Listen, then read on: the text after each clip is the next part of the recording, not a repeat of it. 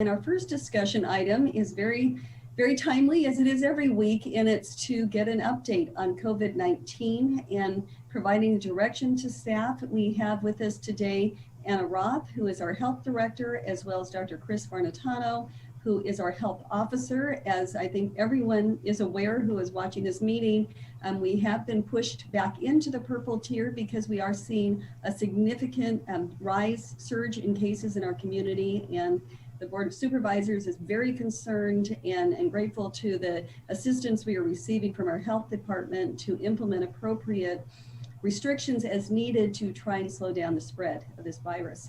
So Anna and Chris, thank you for being here. Good morning, Chair Anderson and members of the board. As you said, yesterday was an eventful day. The state applied what the governor is referring to as the emergency brake on the blueprint to a safer economy. So now currently 41 counties statewide, including Contra Costa, have been moved back into the most restrictive tier, the purple tier. Last week, that's a stark difference from last week where only 13 counties were in the purple tier. So now 94.1% of the state's population is now living in a county that is on the strictest tier. And here's why. The daily cases have gone up more than 70% nationwide since the beginning of November. Another way to put that is that one of every 378 people in the United States is testing positive for COVID. Over 244,000 people have died from the virus, which is over 10% of all the deaths in California is 10% of all those 244,000 deaths. Apologies. One of the things that we know about COVID is that when it starts spreading, it spreads really fast. Daily cases have doubled in California in the last 10 days. In the state, more than 1 million people have tested positive and more than 18,000 people have died from the virus. Here in Contra Costa, our adjusted case rate as of yesterday was 9.2 cases per day per 100,000 people. That's double that it was when we were here last week. So in the past week, we've identified 1,000 additional cases, bringing our total to 21,458. I want to put this in a little bit more perspective. When we were here on August 16th, we had 21 patients in the hospital. November 16th, we had 48 patients in the hospital. That was yesterday. Today, we have 63 patients in the hospital. So we are seeing a steep rise in cases as well as in hospitalizations in our county. And if you're doing the math, that's 15 overnight being hospitalized. And so what is the state's contact tracing telling us about why this is happening? We know that the state's tracing data is telling us that the most common place people are contracting this virus is in congregate living facilities, so the senior care facilities and other congregate settings. The second most common reason really is unknown. To simply put it, people don't know where they're getting the virus. It's moving. It's so common now in our communities that people aren't really sure where they got it. The third most common identified cause now from the tracing is restaurants, and the fourth is family gatherings. And so I want to talk a little bit about family gatherings. Thanksgiving is next week.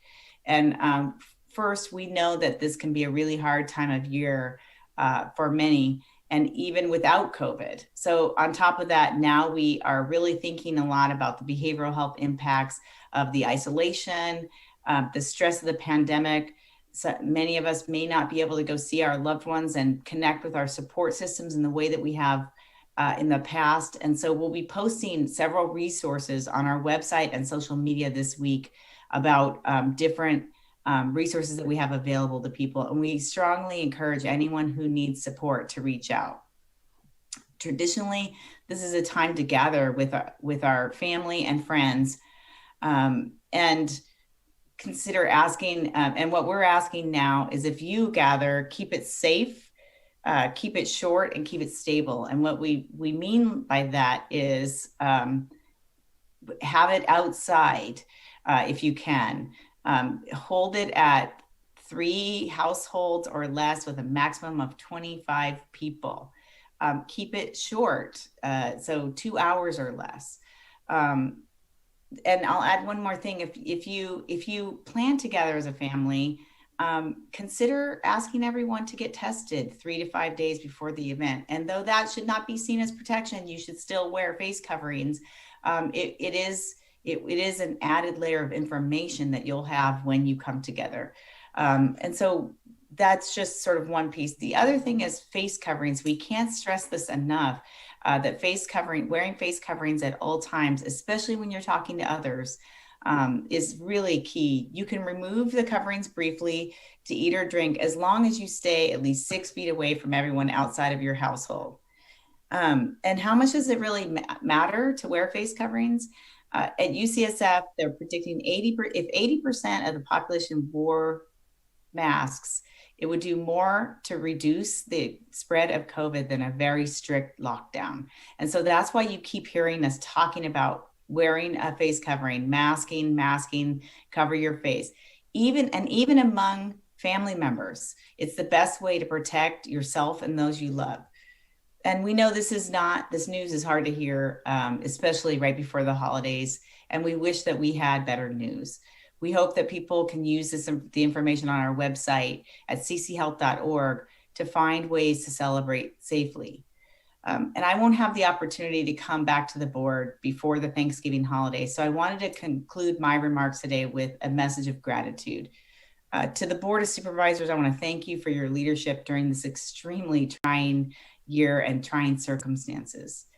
To the essential workers and frontline workers across our community, I want to thank you for giving care and comfort, food and shelter, and assistance to those in need, for meeting anxiety and fear with compassion and understanding, and for providing stability in an ever-changing environment, and for always standing up for what you believe. To the members of our community, I want to thank you for your sacrifice, your understanding, your patience, and your diligence in following the powerful public health guidelines that are being put out by our health officers as well as around the country. And those actions are protecting our community, protecting our health workers, protecting our frontline, and protecting those you and those you love. And finally, as we pause this week to reflect and give thanks, I want to give special thanks to those who won't be able to celebrate Thanksgiving this year. Their commitment will find them serving others. To each and every one of you, your deeds, big and small, do not go unnoticed. They're an integral part of what makes Contra Costa Health Services and all of our partners so vital. We know that you've stepped up and you continue to step forward with courage and compassion. We see you, we're here for you, and we're truly grateful for you. With that, I'll turn it over to our health officer, Dr. Chris Varnatano.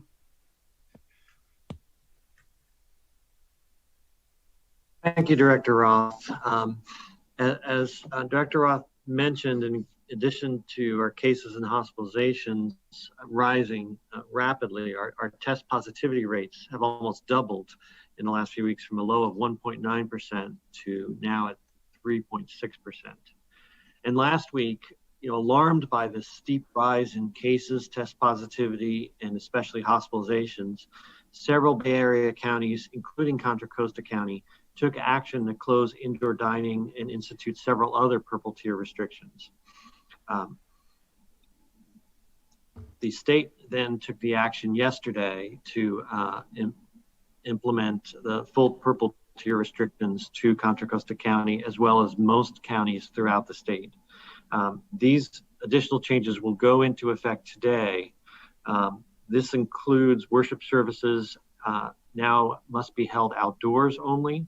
Schools that haven't already been in the process of reopening now must not reopen, must continue distance learning for education. Movie theaters may only operate outdoors, and social gatherings that were already limited to 3 households and no more than 25 people must be held outdoors and are not permitted indoors. And these steps are all really essential to help control this wave that is just getting started here. in our county and throughout the state. We are getting a lot of questions about travel as we are approaching the holidays. The state has issued new travel guidance that recommends that all Californians stay home and avoid non-essential travel to other parts of the state, other states or other countries. And then if you do travel out of state, the state recommends a 14-day period of quarantine for when you return. A lot of the same recommendations that we have for daily living apply and are even more essential when you travel. That includes wearing a face covering, maintaining your social distance from others that you don't live with, and wash and sanitize your hands often. All of these actions are critical if we're going to weather the COVID wave that we're seeing already begin. At the current rate of rise, we will actually exceed our summer peak of COVID daily cases by Thanksgiving Day. That's next week. We've already climbed well past the halfway point between our low of hospital cases this fall and our summer peak of hospital cases of about 105 patients in the hospital. I'm thinking a lot this week about our nurses and our other healthcare providers who are tired, they're exhausted after dealing with this pandemic for months. And now they're looking at this incoming wave with lots of worry and anxiety.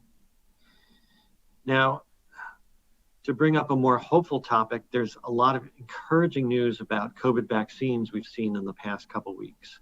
We are still continuing to learn more about how safe and effective these vaccine candidates are.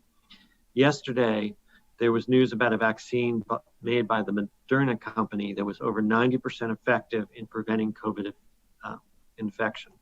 It also appeared very effective in preventing severe COVID disease. Both this vaccine and the Pfizer vaccine that we had news reports about last week may have enough effectiveness data and safety data within the next few weeks that they may be submitting their data to the FDA for review and for consideration of an emergency use authorization. In the meantime, we've been working tirelessly to put together the infrastructure we need to move quickly when a vaccine or vaccines are approved for use. Our vaccine branch of the health department is working very closely with our state partners. We have been testing out and practicing different ways to bring flu vaccine to the community so that we can use these same pathways for a COVID vaccine or vaccines when it's ready. We've purchased a specialized freezer that will maintain a temperature of 70 degrees below zero and can hold 28,000 doses of vaccine.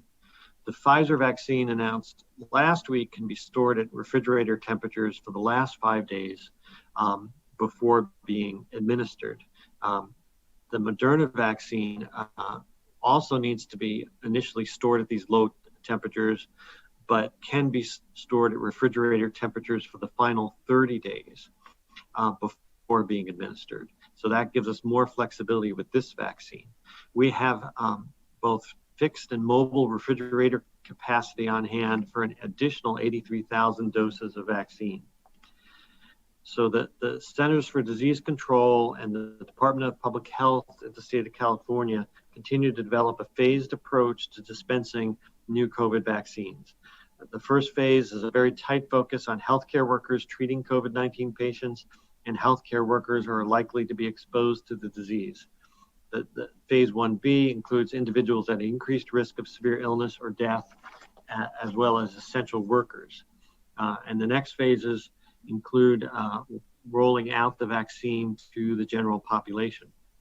So we're going to be working with a lot of community partners, including large health systems, pharmacies, community health centers, and others to help bring the vaccine to the community as fast as we possibly can. It will be an all hands on deck approach.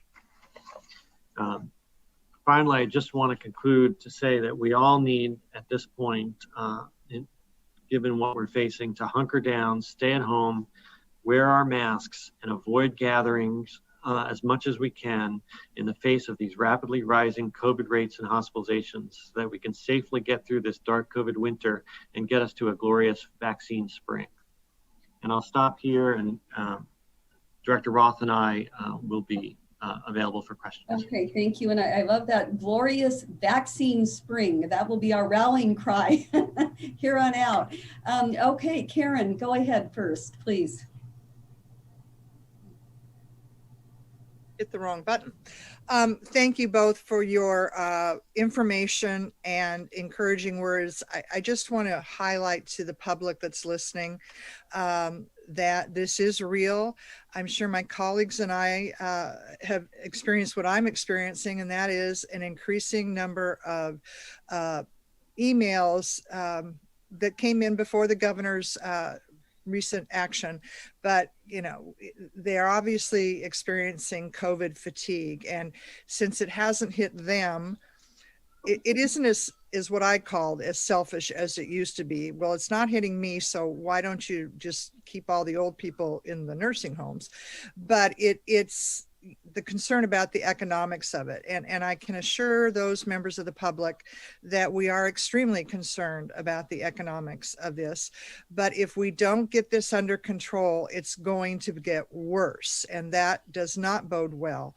And I'm asking the public to take to heart what these two professionals and around the state professionals have shared with us, that we need to take these actions in order to get the virus to stop in the community spread. Dr. Farnatano, I did read something, and I wanted to ask you if this was the case, that and I read it in a reputable media outlet, so, but I hadn't heard it around here, and that was that this virus is now beginning to mutate. Have you heard that, or should we debunk that theory or speculation? All viruses have some very low level of mutation, and this virus is not unique in that it evolves, mutates very small ways over time. But there's not been any real serious concern about the virus mutating in a way that would make it more deadly or less deadly or more responsive to treatments or less responsive to treatments. So that the level of this sort of micro evolution of the virus is not really raised any concern at this point. Well, thank you, because I think that was the impression I was left with, is now that it's mutated and it's, I don't know, they're more deadly, but more resistant. So again, to our community, that we recognize the hard work of all of our healthcare professionals. They are doing everything they do to protect you as a member of this community and this society. And I want to thank you all for your dedication and your hard work. I saw on the news last night that some places are concerned about their nurses, also their doctors, but because it's so upsetting to think that we had sort of reached a point where the virus positivity rate and those contracting it was going down, and now to see it going back up is extremely upsetting. So again, thank you so much. Okay, thank you, Karen. Diane, followed by John. So you talked about hospitalizations. Those numbers were pretty startling. August, it was 21. Last week, it was 48. And today it's 63. Did I write that down correctly? October 16th, it was 21. October, okay. So we are seeing this change. And when we think about hospitalizations, we think about how often people are put into the ICU and then immediately trying to get them out of ICU as quickly as possible. What's the average time that someone is in the ICU with COVID? I don't have a precise number right now. It is shorter than it was in the spring, mostly because a lot of the people getting sick now are younger, so they're a little bit more resilient. but it still can be weeks in the ICU for some individuals. It's not just a day or two. It's often a week or more in the hospital, and sometimes it can stretch on for several weeks. Great, thank you. I'm trying to help people understand when we're talking about hospitalizations, that number climbing so quickly, and knowing that people are not going to be rotating out as quickly as, say, someone that has had surgery, gets stabilized and moves into the general. And the other thing I wanted to point out is that, and you've pointed this out, is that we also have folks that are from our county that are hospitalized in other counties. Is that still correct? That is still correct. And most commonly we see that in West County, where a lot of residents of West County wind up being hospitalized in Alameda County hospitals. And every time we look at this, we see that on average, there's more Contra Costa County residents being hospitalized in other counties, primarily Alameda, than there are other county residents being hospitalized in our county's hospitals. So we benefit from the regional approach and those other hospitals helping take care of our residents. Which is really good to point out, because while we're still trying to take care of the county, which is our responsibility, we are part of a larger region, and we're part of a larger state, a large state population and geographically. And so we are not just in this one bubble of Contra Costa, we are in this larger thing. And so when other counties are having even bigger issues, there are possibilities that we would need to open up our beds to other people. Isn't that correct? Yeah, I mean, California really works on a mutual aid approach where counties help each other out in times of need. And that's true with wildfires, and it's true with medical events, and it's true with disasters. And we help out other counties when they're in need, and they help us out when we're in need. So that's why it's so important that all of these counties individually are working to try to keep themselves stabilized, because we don't know where things are going to flare up.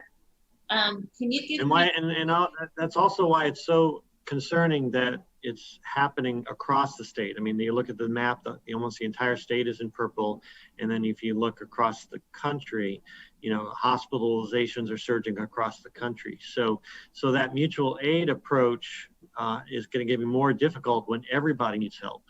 We saw even in the summer with our summer surge that our hospitals were having some challenges with nursing staffing because of relying on national nurse staffing agencies that were being tapped out by other states that were experiencing bad surges. Now we've got a surge going across the entire country. So if our hospitals run low on nurses, they may have a hard time turning to other resources to maintain their staffing.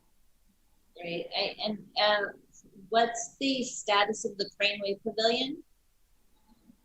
The Craneway Pavilion is in a warm status, so it's all fully set up, and it's ready that we could activate it, within a few days' notice. So it's really in this kind of ready mode. And would that be for recovery, or that wouldn't be ICU level services, correct? No, it's really designed as a low-level care facility for people who, are just about ready to leave the hospital, but may need a few more days. They don't have a home to go to where they're still infectious. They don't have a home to go to where they wouldn't expose, family members and vulnerable individuals. So it cannot provide that high level of care that the sicker patients need to be in a hospital, but it can help decompress some of those hospitals so they can focus on the sicker patients. And you mentioned that more people that are being hospitalized are younger. Are we seeing more children and younger people testing positive for COVID? We have been seeing more children and young adults. The biggest ages are working age adults, folks 19 to 65. We have seen a little bit of a shift recently with a few more in that older working age group, folks in their 40s and 50s, and that's concerning because, those folks have a higher rate of getting sick and getting hospitalized.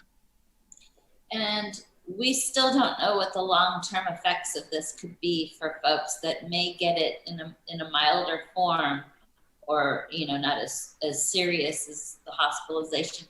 There could still possibly be long-term effects, correct? Yeah, this virus seems to, affect multiple parts of the body. It's not just the lungs, it's the nerves, it's the blood vessels. And we do see people who have long-term effects that last months. Generally, the sicker you are, the more likely you are to have those long-term effects. But even some people with very mild initial symptoms we're seeing suffer some of these long-term symptoms. And we don't know how long these things last. This virus was just discovered last December, so that's only 11 months ago. So we don't know, what a year out, 2 years out from having COVID, what that's going to look like for people.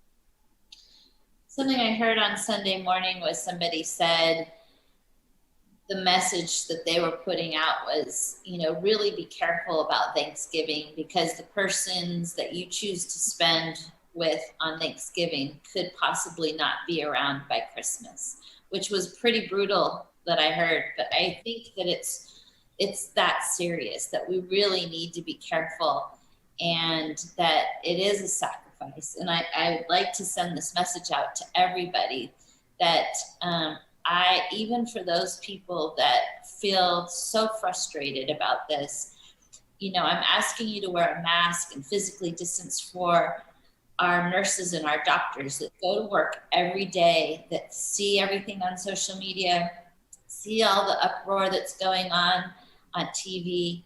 I ask you to put your masks on and physically distance and wash your hands. For the grocery clerk that's wearing a mask 8 hours a day, or the delivery person that's spending a lot of time delivering things. There are so many people out there that are wearing a mask because they have to go to work and they have to wear a mask. So thank them and appreciate them. And I know it's frustrating, but I hope those people that are mad at us for doing this will do their part, and they can yell at us next year about this too. I want them around. So thank you. Thank you, Diane. John, go ahead, please. Thanks for those questions too, Diane. I want to again thank the hard work of all the folks on the front line and the folks in our health department, and appreciate that the governor has really exercised leadership in talking about the importance of additional restrictions. No one wanted to hear that, right? No one did, but it's being raised as a public health issue. Can you hear me okay? I'm getting closer to my phone mic. Can you hear me all right, Candace? Yep. Okay. Yes, we can hear you. You're a little fainter than other board members, but we can hear you. All right. How's that? Is that better? That's even better, John. We can hear you Okay. clearer. Thank you. Trying to do it. Okay. I have to be near the phone. So, and I think it's important to understand the reason that Bay Area health officers had issued an order a few days ago to restrict some activities prior to being put into the purple was because they were all trying to take preventative action to prevent a larger shutdown, which is what's happened now. I think the idea is that when you try to take these preventative steps, you avoid something more extensive in terms of a shutdown. So now that the governor has come out and said, this is really significant around the state, we're all in this together. And I think the message from our health department about not having gatherings with other families and wearing a mask are really two important things for all of us to remember. It's hard during the holidays. The way I think about it is that, in the past, people have sacrificed for many different things, and those periods of sacrifice have lasted for sometimes long periods of time. And here we're being asked to change for this holiday season, how we gather and how we celebrate, whether it's Thanksgiving, and then the holidays later in December. And that there's ways we can try to celebrate. And I know the health department is putting out additional guidance about how we can still celebrate in a meaningful way with each other that is safer. And I know two people right now who are hospitalized, and they're both in their 70s. Actually, one's in their 70s and one is older. And I think about those individuals when I think about the need and importance of wearing a mask and following the guidelines, because those are the individuals whose life could be cut short if we don't, stay vigilant. And it could be a family member, it could be a friend, or a neighbor down the street. And I know we care about all of those things.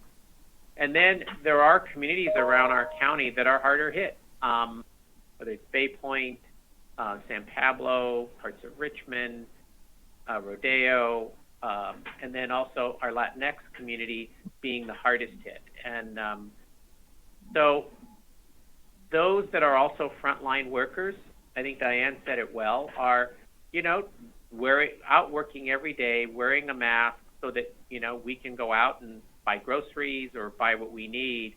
So we are all in this together. And I think the health department is really taking the best science and the best data to make their recommendations, and they've been consistent with the state.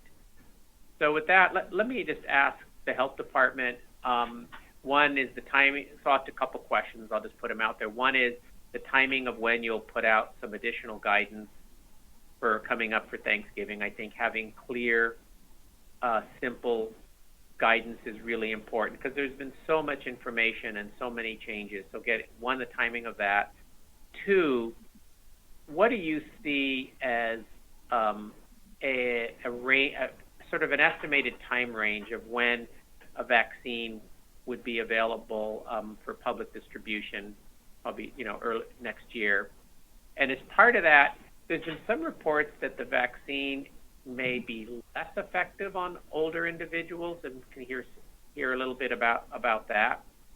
And third, how long do you see staying in purple, and what would it take for us in terms of our collective action together to be back in a less restrictive tier?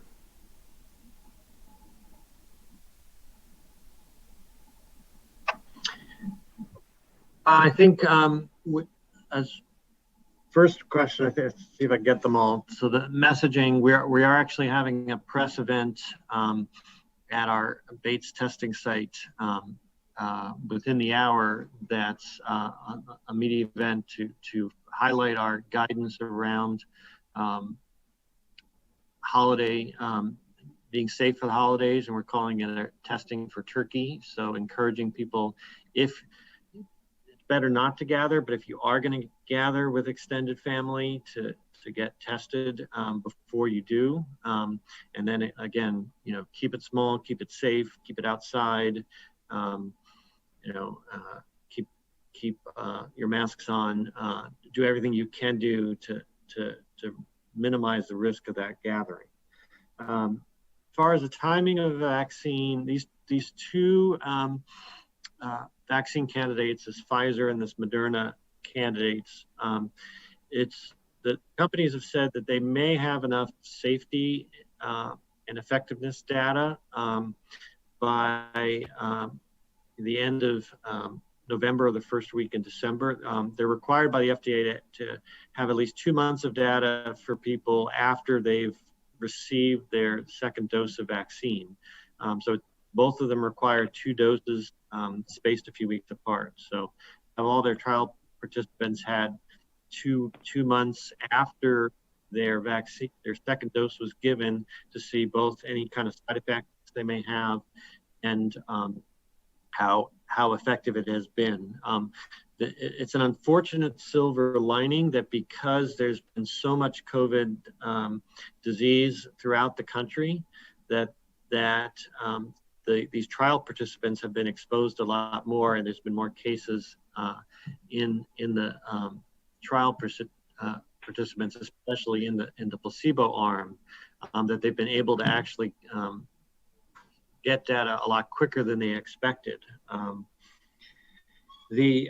So after the companies submit that data, the FDA will be reviewing it, and if they agree that this vaccine is at least 50% effective and that it appears very safe, and again, both the early studies are suggesting over 90% effective for both of these vaccines, then the FDA will issue an emergency use authorization, which would allow, it's not a full approval, but it would allow the use of these vaccines.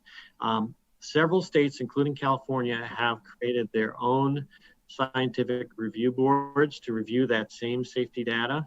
And California has a panel that includes public health physicians and scientists, including some colleagues that I work with, very, very smart, respected scientists and physicians who will review the same data. And so that's an extra layer of review, so that the public can hopefully be confident that both at the federal and state level, that has been put through rigorous review, that the vaccine both works and is safe. So then once that has happened, then the feds will start shipping vaccine to the states and local health departments, and some large healthcare facilities, big networks like Kaiser will get receiving vaccine directly, and smaller facilities will get distributed through the state and the local departments. So our vaccine branch has been working on that plan tirelessly. So some of those initial doses could potentially start arriving in December, targeted that initial high-risk group, those healthcare working with COVID patients. So if not late December, possibly early January. And then as more and more vaccine gets produced and distributed, we could work our way through those tiers. So that's the sort of timeline we're looking at this point. As far as how effective vaccine is in older patients, we don't really have data from the companies yet. We should be getting some of that data when they submit it to the FDA. We know a lot of vaccines, for example, the flu vaccine doesn't work as well in older patients. And that's concerning, because older patients, older individuals, senior citizens are at higher risk for severe COVID illness. These companies have been asked, and they have enrolled in their trials a significant portion of their trial participants who are over 65. So we'll be able to hopefully get some good information about how effective vaccine is in older adults. But we don't have that information right now. And then I think your final question was, how long do we expect to be in purple? And it's really hard to predict anything beyond a few weeks. This epidemics are not stable. Things go up, they go down, but they rarely stay at a stable level. We saw, just a few weeks ago, we were feeling hopeful. We went from purple to red tier. We sneaked into the orange tier. Our numbers were heading down, and then just in a few short weeks, we saw these numbers shoot, high up. We know with the summer surge that the cases went up really quickly, and they came down a lot more slowly. So it's really hard to know, how big this surge is going to be, or how long lasting this surge is going to be. And if we start rolling out vaccine to a significant portion of the population, that could and if the vaccine is as effective as these preliminary reports suggest it might be, that could really begin to have an effect on community spread. But it's going to probably be a couple months before we get enough vaccine into the arms of enough people in the community that it's really going to start making a difference. Thank you. So a couple things. Thank you very much for that, Dr. Farnatano. I would ask that in addition to the news conference, that having a easily understandable guideline or flyer that can be downloaded off the web that is in Spanish and English as we get into Thanksgiving and other holidays. I think there's still been a lot of questions, and trying to maybe assemble in one place in a, again, simple way, the basic rules about how best to celebrate with, during the holidays. And so I would ask, I know you're working on something, to have it out before Thanksgiving in Spanish and in English. We've heard questions in the Latinx community. Well, we want to have our family together with another family, or we have an extended family. So again, the simplest manifestation or description of those rules in a way that's easy to read in a flyer and in both. So I know you'll have that out by Thanksgiving, and it can be updated for the holidays.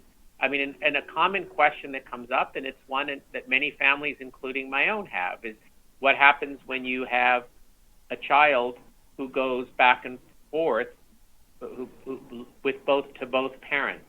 How should that be handled in celebrating during the holidays?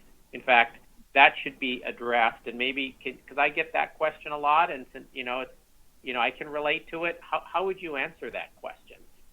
Like a child that lives in two houses, and how should that be handled if you want both of those houses to celebrate together?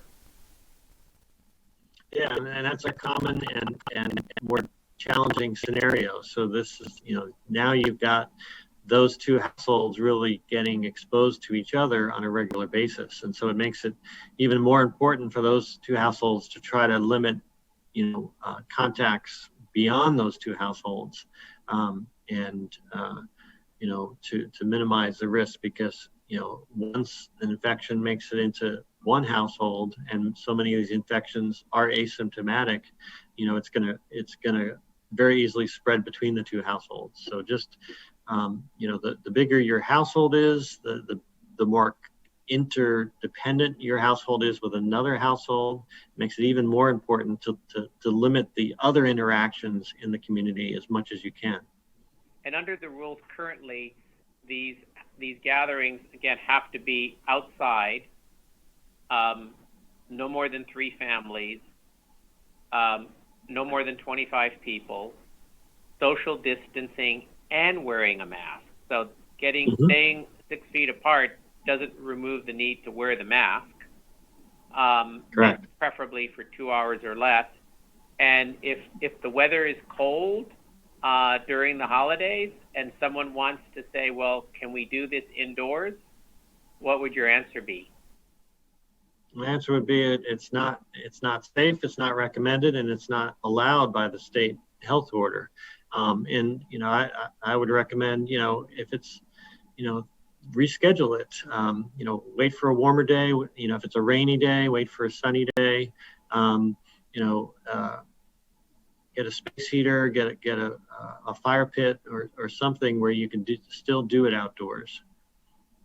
And then I just got an email from a art center that's doing, this is going to come up a lot in the holidays, what they call a ceramic sale and curbside market outside over 3 days, and they're limiting the number of people in the courtyard, granting access on first come, first served basis, and also presumably requiring a mask. Are those kinds of things, is there guidance for things like that so that they can be done safely? A lot of individual things that are very unique, and we work with the cities and we work to try to figure out which type of events really are still allowed and can be done safely. So I can't specifically comment to this specific Let me example. ask about this one because it's an example of one. It's an art center holding a ceramic sale and curbside market over 3 days, limiting the number of people that will be there.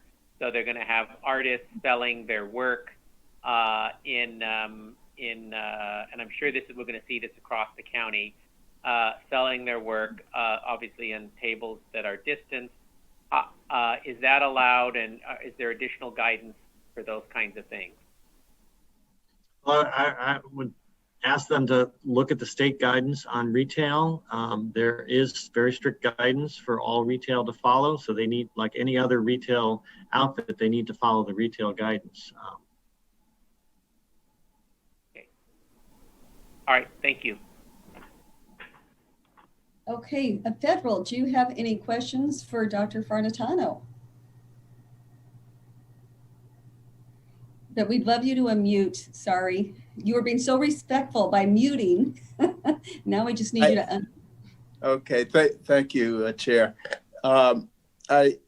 More comments than questions, because I really want to appreciate the work that our health professionals have taken on over these last few months. It's been something it's changing. It's world changing in terms of where we are today, and for Contra Costa to have be so expedient as to early on call the shelter in place, I think was a great move. It was even prior to the state's order, and I think that was good, and that kept us in pretty good position.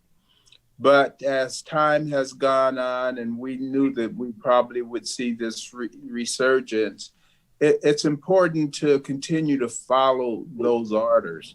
I know that we're now more under state guideline, and it's not about pointing fingers as to who put the order out. It's important that the order is out, because this is the way that we're gonna be able to save lives.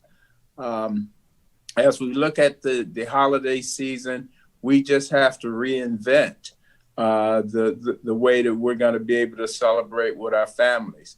I had no intentions of being here for Thanksgiving. I was gonna be in Fayetteville, Georgia, celebrating with my daughter and family. Unfortunately, I try to work as a realist, and I know that is not the opportunity for this time, and I would much rather communicate with them over the phones than to find myself in a position where there may be a chance that I would contract Corona. And it's so we're making other decisions, because certainly I would want to be able to see them again in person, and not be subject to the possibilities. So I hope that everyone would think about those type of things, and really look at other alternatives and the way that we're going to be able to share time together, be it through, Zoom has been just a major feature in which people have been able to enjoy. And so we probably will cut the turkey over Zoom and be able to have some dialogue and conversation that way. But I would say that, now is not the time to point fingers. We know that there's going to be a number of hardships for individuals, for our business, for our healthcare workers. And so, we need to be very respectful to everyone's condition and everyone's lives as we move forward. So I would just say to the county at large, thank you. We appreciate the fact that you have been cooperative, but even more so to point out how important it is that we continue to be respectful to all of the people that we may come into contact with, wearing our masks, making sure to wash our hands, doing the social distancing. I know it's going to be difficult in holiday season, but we must do it. We must be mindful of the future and what those opportunities that we could get back to some form of connecting and being able to hug the loved ones that we were not able to do at this particular time. So once again, I just want to say that those that are making great sacrifices for us, let's keep them safe also. So as we look at the hospitalization rate and understanding that you don't have access to your loved ones when they're in the hospital, let's keep them out of the hospital and practice those things that will allow us to do so. So once again, just let's do this together, folks. It's all about each and every one of us and not independently thinking about just ourselves, but let's think about the county at large. So happy holiday seasons, and let's continue to be respectful to one another.